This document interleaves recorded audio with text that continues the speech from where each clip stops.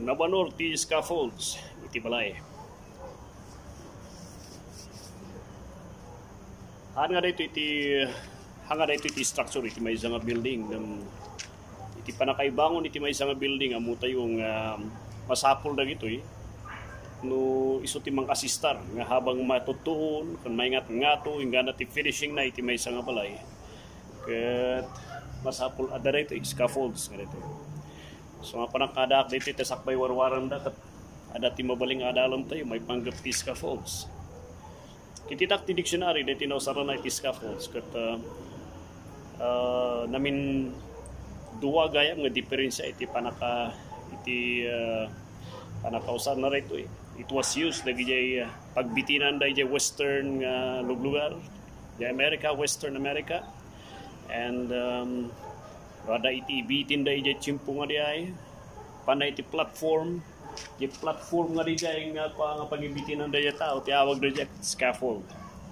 Adamat iti kunata nga scaffold nga tapno may tool iti may isang structure, may isang building, may isang pagyanan.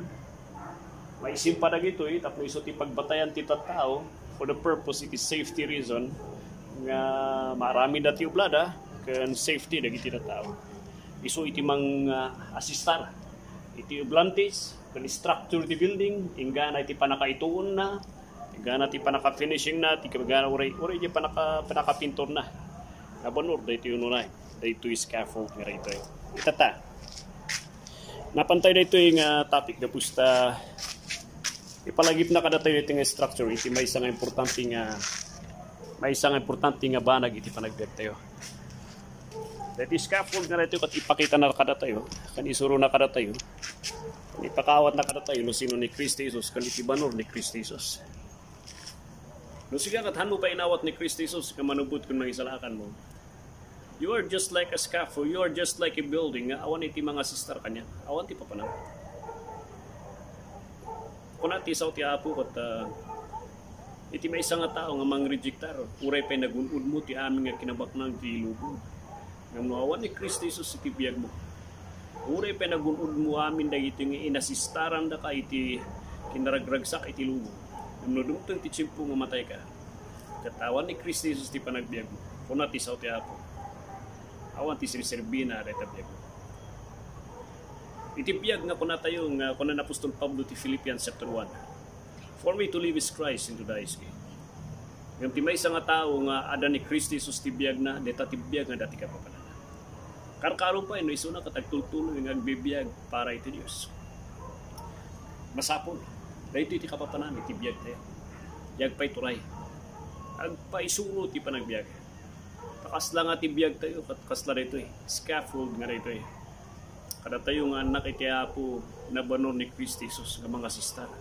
Haan lang nga di chimpo nga inawat mo ni Kristo Jesus. No di katingin, gaan at ti chimpo tilas ti anges mo or agsubliso na nga madanon tayo. Kung ti sa ti apo. Kasapulan tayo. Agpaiso. For me to live is Christ and to die is gain. A life that is well spent nga nausar para iti Diyos. Kateta tibiyag nga dati ka pa. Kapsan, kita am tibiyag mo. Anya ti pagbatbatayam nga scaffold. Anya ti pagbatbatayam nga scaffold ti panagbiag mo ti mangisalakan kanya. Kahit kung may rekomendar kanya, ti matalot na mangisalakan kanya. Awan sa baling noon nga ni Kristo Jesus. John 14:6. Jesus said, I am the way, the truth and the life. No one comes to the Father but by me. Isu na lang ti reliable nga scaffold. Isu na lang it is sufficient na baligi nga scaffold nga no sino man tagtalak kan mangitalak iti biyag na kanya na. Na iti sa tiyapo. Han nga lugi isu na dikat panti isu na iti presensya iti Dios.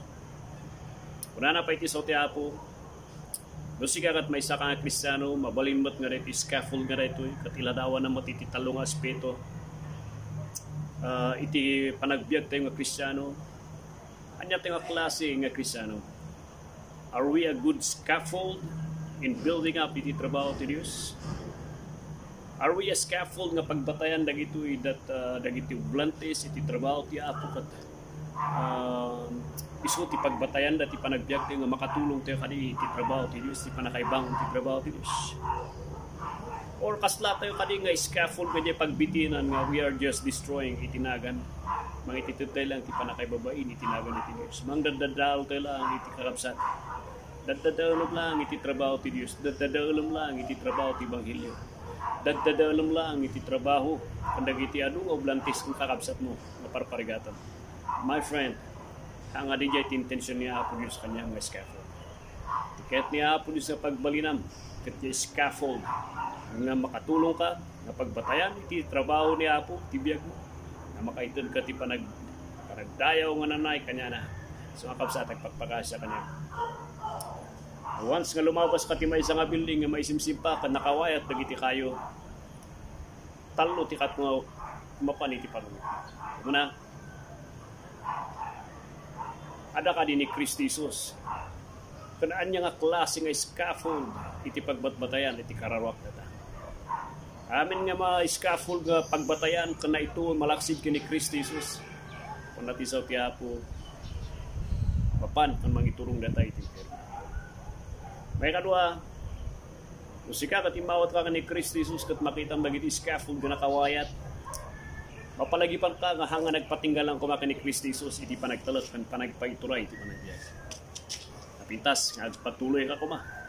Ituloy mo ang talak. Ituloy mo nga isimpa. Kan nagpaidalan iti biag.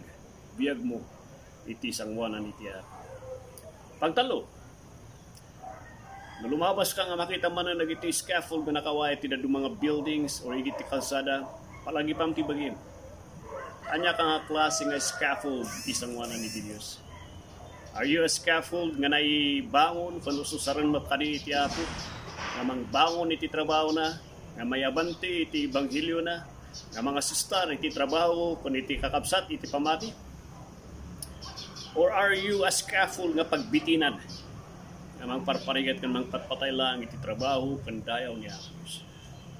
Kapsat, panunod ka. Sapay kuma. Ano si kakot, hamo pa inawat ni Kristo Jesus. Italot ko kanyam. I-recommendar ko kanyam ni Kristo Jesus. Matalot nga scaffold iso na nga pagbatayan kan mangyurno sa tibiyag. God bless, kapsat.